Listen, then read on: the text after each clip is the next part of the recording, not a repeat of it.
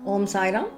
लक्ष्मी कुमारी पुलिपा का चैनल में आपका स्वागत है। इस चैनल के माध्यम से हम श्री शिरडी साई बाबा का सत्संग कर रहे हैं। इस एपिसोड में मैं इस वर्ष 27 नवंबर को कार्तिक पूर्णिमा के अवसर पर मेरा अनुभव बताना चाहती हूँ। हम वह दिन हैदराबाद के मेहदीपट्टनम में श्री राजराजेश्वरी मंदिर में मनाई गई 1 लाख बेलपत्र की पूजा और श्री सत्यनारायण व्रत में भाग लिए थे।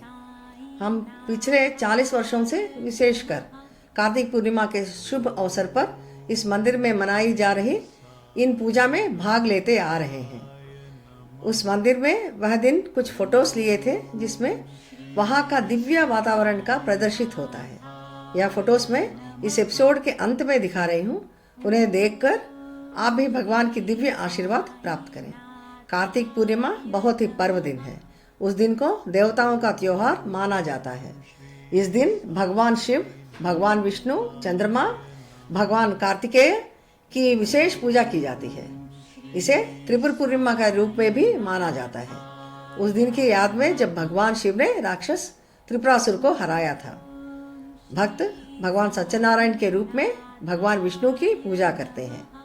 उनके पहले अवतार मत्स्य अवतार को भी पूजा जाता है। इस दिन चंद्रमा की भी आराधना की जाती है। यह माना जाता है कि यह अच्छा स्वास्थ्य, सकारात्मकता और ऊर्जा लाता है। इस महीने में भगवान शिव और माता पार्वती के पुत्र भगवान कार्तिकेय की भी पूजा की जाती है। यह महीना दिए जलाने के लिए जाना जाता है, खासकर कार्तिक पूर्णिमा पर।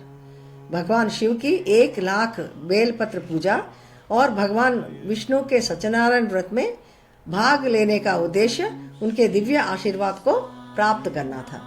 मुझे बेलपत्र की पूजा देखते ही श्री हेमंत पंत द्वारा लिखित श्री साई सच्चरित्र के अध्याय 28 और 31 में बताए गए बाबा के एक महान भक्त मेघा की याद आई। उनकी भक्ति बहुत गहरी थी। मेघा ने पहले से ही बेलपत्रों से भगवान शिव की पूजा किया करते थे और बाबा को अपना भगवान शिव मानते हुए उन्हें भी बेलपत्रों से पूजा करते थे। शिरडी में बेलपत्र उपलब्ध न होने पर मेघा हर दिन कोसों मील दूर जाकर बेलपत्र लाकर बाबा की पूजा करते थे। बाबा का 7वां वचन यह बताता है कि जैसा भाव रहा जिस जन का वैसा रूप हुआ मेरे मन का। इसका मतलब यह है कि जो मुझे जिस भाव से देखेगा मैं उसे वैसा ही नजर आऊंगा। जैसे कि मेरे भक्त जिस भाव से मेरी कामना करते हैं मैं उसी भाव से उनकी कामना पूरी करता हूँ। इसे हम मेघा की भक्ति में देख सकते हैं। बाबा की अन्य सेवा करने के अलावा मेघा बाबा की नियमित आरती भी करते थे। मेघा की अटूट भक्ति से उन्हें बाबा का आशीर्वाद और अद्वितीय प्यार मिला।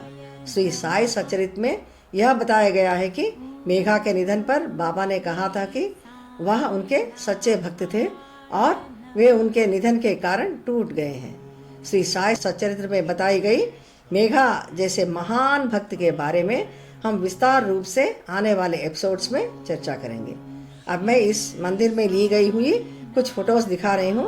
इन्हें देखें और आप भी भगवान का आशीर्वाद प्राप्त करें, जिसमें हम राजराजेश्वरी माता, भगवान शिव और पार्वती माता, भगवान शिव के पूजा किए गए 1 लाख बेलपत्रों का ढेर, भगवान हनुमान, भगवान सत्यनारायण की पूजा की गई एक छोटा रथ, शिवलिंग, कार्तिक दिए और अन्नदान आदि। ऐसा माना जाता है कि कार्तिक पूर्णिमा पर पूजा करने से आत्मा शुद्ध होती है, आंतरिक शांति और ज्ञान मिलता है।